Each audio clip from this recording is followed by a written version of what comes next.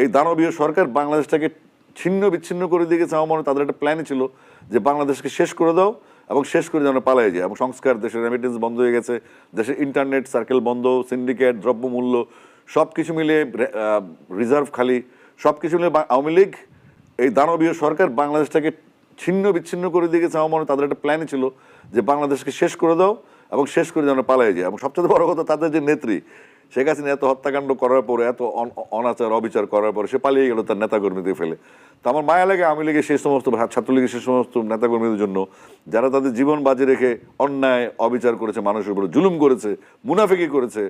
তো এইভাবে যে নেত্রী পালিয়ে যাওয়া, এই কাপুরুষিত অ্যাটিচিউড, কাপুরুষের মতো পালিয়ে যাওয়া, সবাইকে ফেলে দিয়ে সে তো একটা শেল্টার নিতে পারতো, বা সে আগেই বলতে পারতো, আপনি বলছেন আলোচনা শুরুতে, সে তো বলতে পারতো যে হ্যাঁ আমি ক্ষমতা ছেড়ে দিচ্ছি, তোমাদের দাবি মেনে নিলাম। এটা সে করেনি। সে শেষ পর্যন্ত দমন নীতি নিয়েছিল এবং তার কোনো গত্যন্তর ছিল না